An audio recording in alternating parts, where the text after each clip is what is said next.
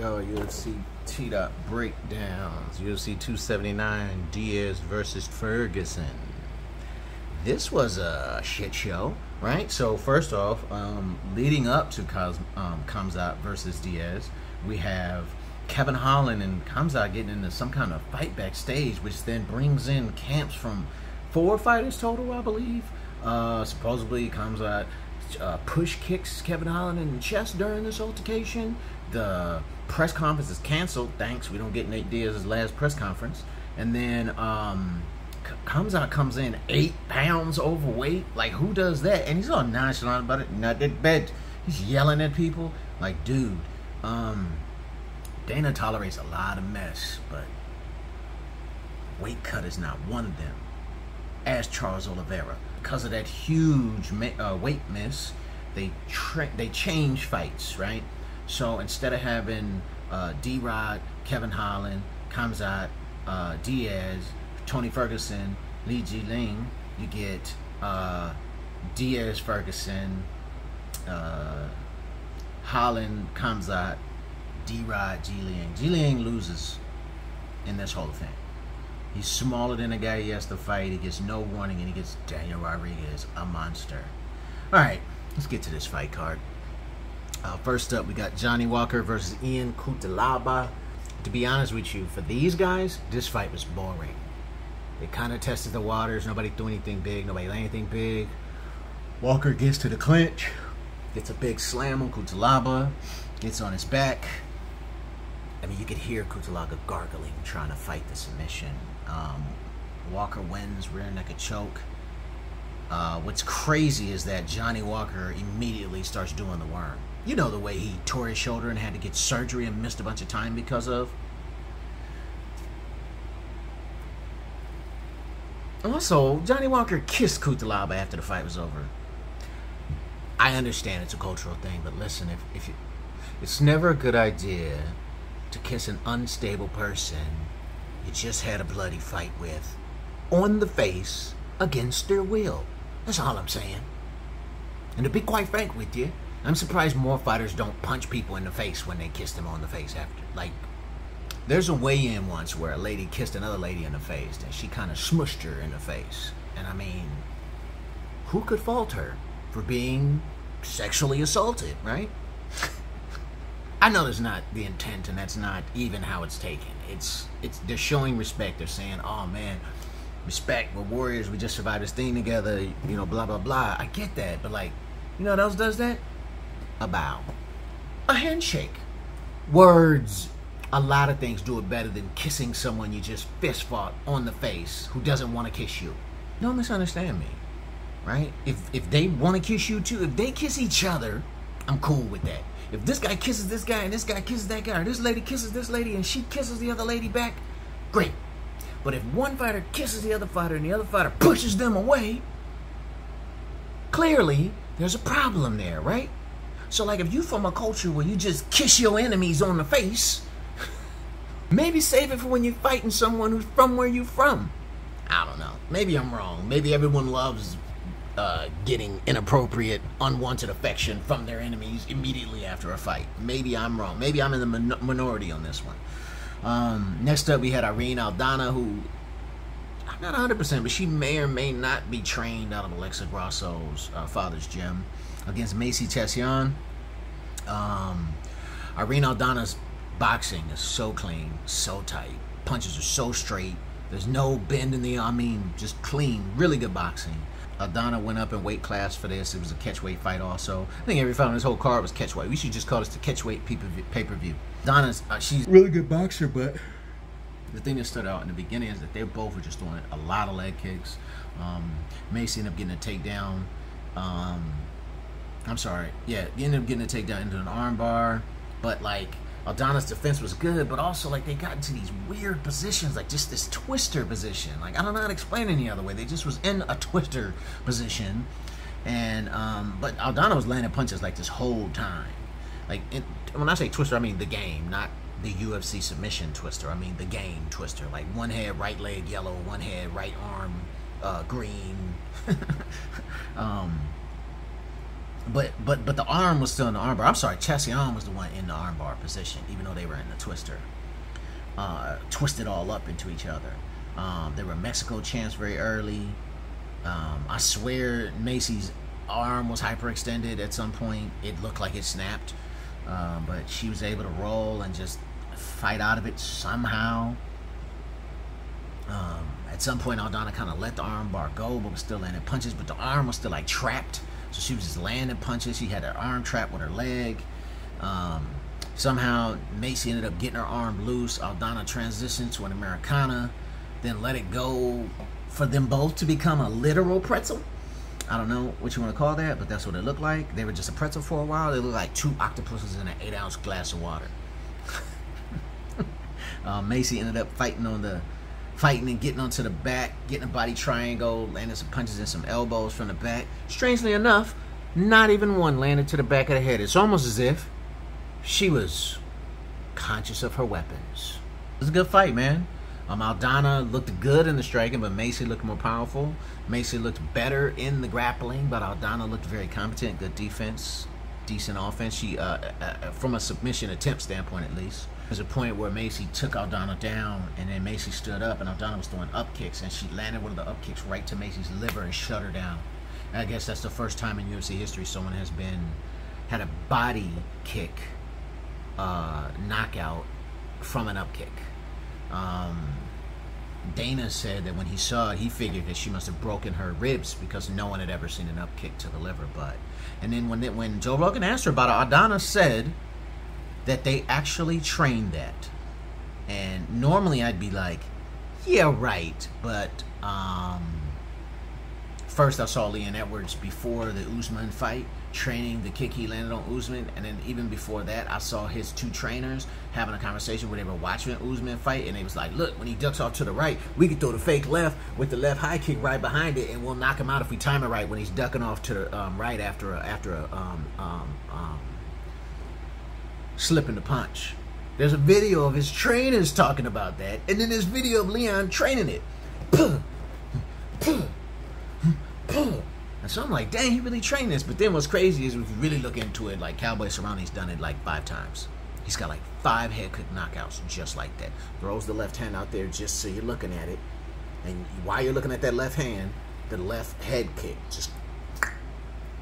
Anyways, Mark Wahlberg was out there in the crowd representing. I only bring that up because I just watched that new movie with him and Kevin Hart, and all I will say is don't watch it. It's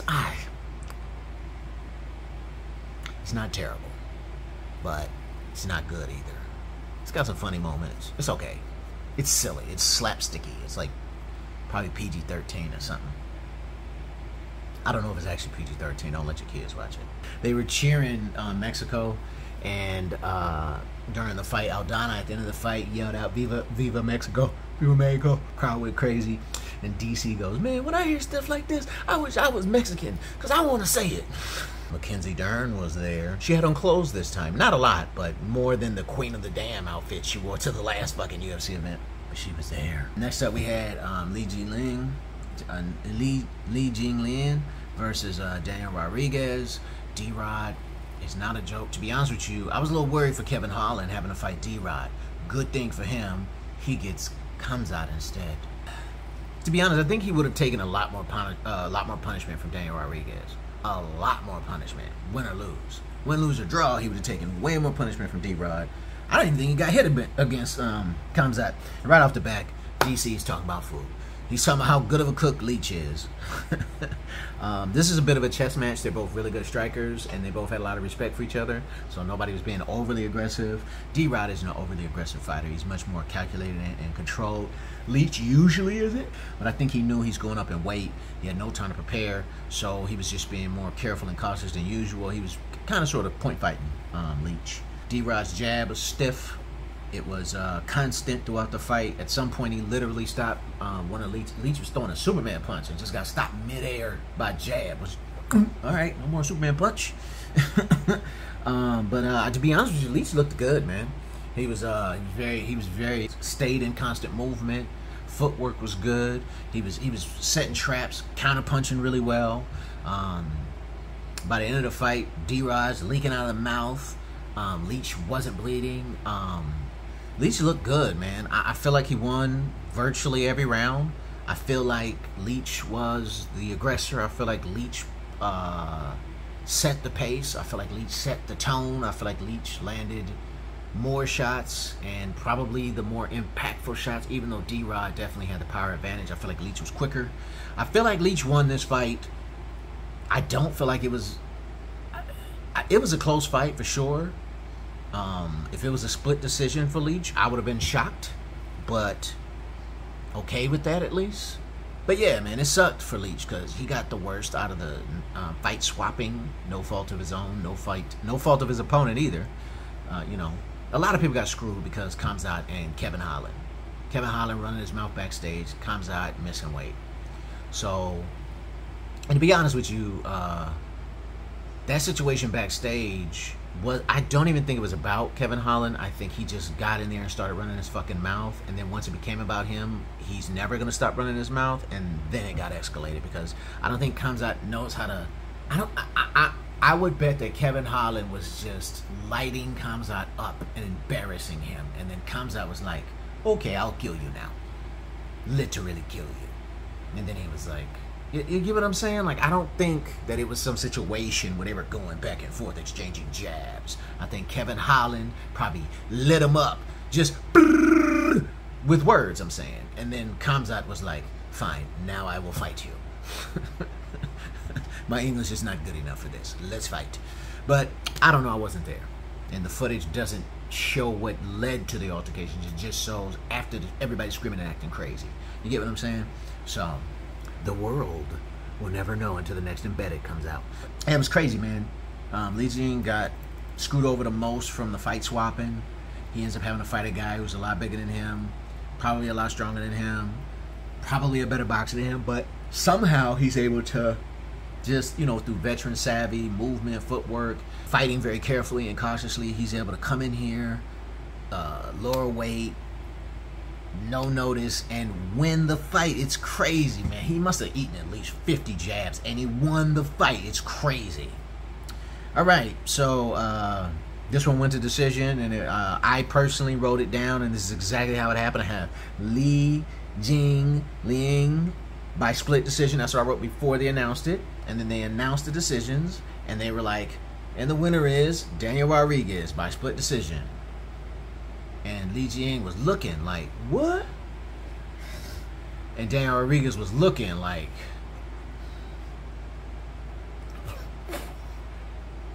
yeah, that's right.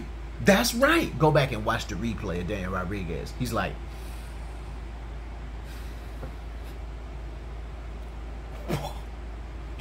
yeah, that's right. Everyone looked shocked at that announcement. Rogan looked shocked. Lee looked shocked. Daniel Rodriguez looked shocked.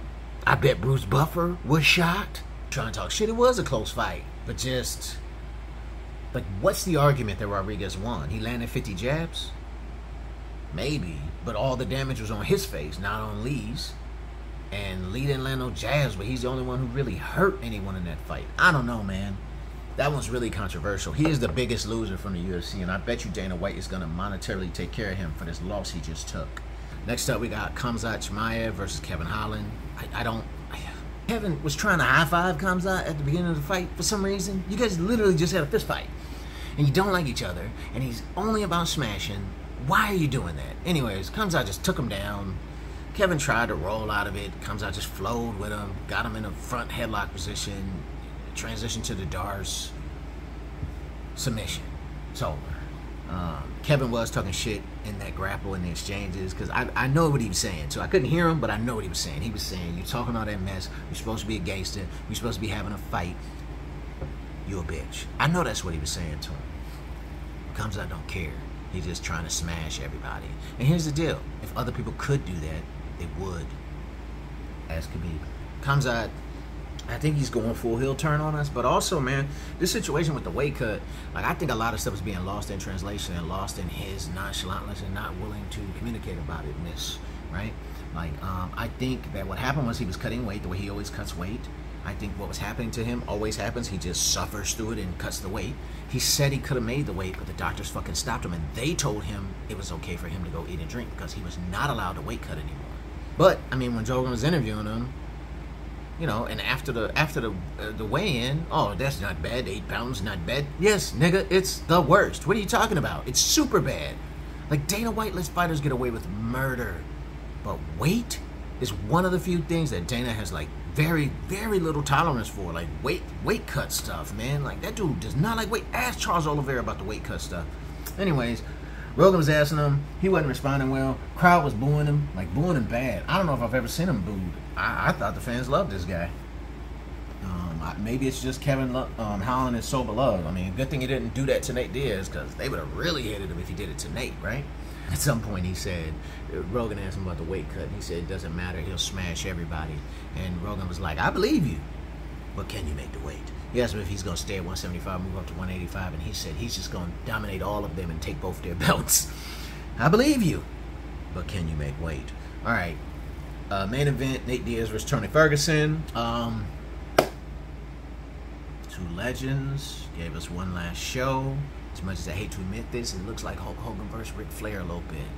They still are favorites. They still superheroes. They're still amazing. They can still whoop my ass. But man, did they look kind of old and slow. Nate didn't necessarily look old and slow. Nate pretty much looked like Nate, but Tony wasn't really willing to engage. I think maybe he was a little afraid of getting knocked out again, maybe. I don't know.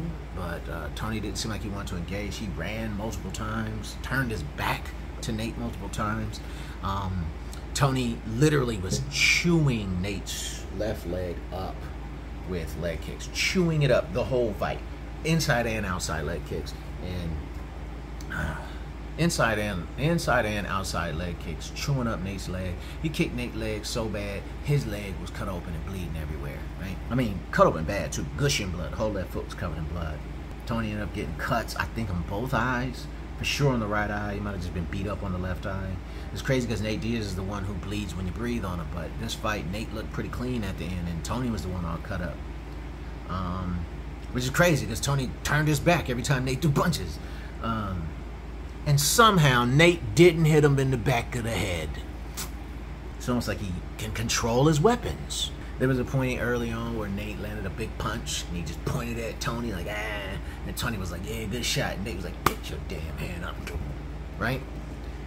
Well, later on, either in between rounds 2 and 3 or in between rounds 1 and 2, Tony came back and tried to give Nate the fist bump again. And Nate was like,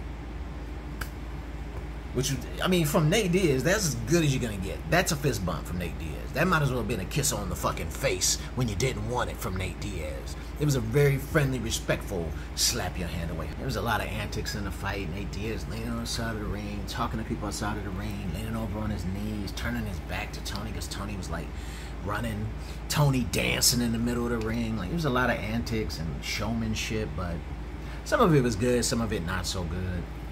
Towards the end of the fight, Nate was noticeably hurt by those leg kicks. You could see him having to fight southpaw for a lot more than he probably wanted to.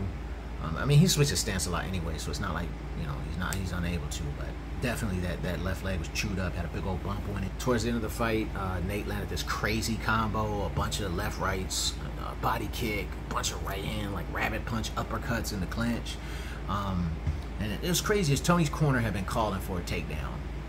Maybe since the second round, in between rounds, every round, take him down once, show him a takedown. In round 5, Tony finally went for the takedown and right into Nate's guillotine. Nate gets the guillotine. Tony is almost getting his head out. Nate gets it back in there, gets the leg around the back to lock it in. He's only got one arm in there. He's trying to get the other arm in. He can't get it in, but it's so tight it don't matter. Gets the one arm guillotine. He's flexing into the camera as he's choking Tony out. As soon as they come up, nothing but respect. There's a little bit of uncomfortable respect because Nate don't know how to not be Nate. And so Tony was like, yeah, let's do stuff together. And Nate was kind of like, don't fucking touch me. But actually, he did participate in it, though. And I think Nate actually likes and respects Tony. And that's, you know, that's hard to come by from a Nate Diaz. Usually, you got to go 5 rounds with these hands first. Yeah, Nate Diaz by guillotine. when they were doing the announcements, Tony had like the empty Monster can for publicity, and he handed it to Nate. And when he handed it to Nate, Nate just looked at it and threw it. That was funny, because the fighters don't like Monster, but they have to promote it. They don't even drink the shit. It's horrible for your health. Rogan asked Nate about Khamzat. He said Khamzat is a bitch-ass rookie. He said it was a bitch-ass rookie move, and he's a bitch-ass rookie. He actually called Tony a worthy mixed martial artist when speaking about their matchup. I'm pretty sure Nate was pretty emotional during this speech. It was his farewell speech, you know what I'm saying? And I'm pretty sure he was very emotional during this, but like his Nate Diaz-ness wouldn't allow tears to come out of his vessel. So he was a little bit like emotional, and I think he was getting broke up a little bit, and then he just remembered like, wait a minute, I'm Nate Diaz, and he just angered the tears back into his anger reserves. And he said he wanted to go do other sports and then come back to the UFC after that. I don't know if there's enough time for that, Nate. I don't want to see you getting beat up, man. I mean, like, trying to come back to the UFC after going and dominating other sports. Like, not that you can't go dominate other sports. I don't know if I want to see you come back to UFC after that. Tony did pick Joe Rogan up after his interview, which is just proven point of why DC is always ready to go when he's doing an interview. You look good out there in the second round. He's always ready, and I think that comes from hanging out with Khabib. Because I bet you Khabib is just like, hey, DC, how you doing? And when he shakes your hand, he tries to take you down. Anyways, that's it. There's a cat that's really annoying the shit out of me right now. She's been annoying me this whole video. I'm not sure what she wants. Probably food, because she's a cat. Why else would she be bothering me? Thank you for watching. I appreciate the shit out of y'all. Like, follow, subscribe, all that good shit. UFC279 breakdowns out.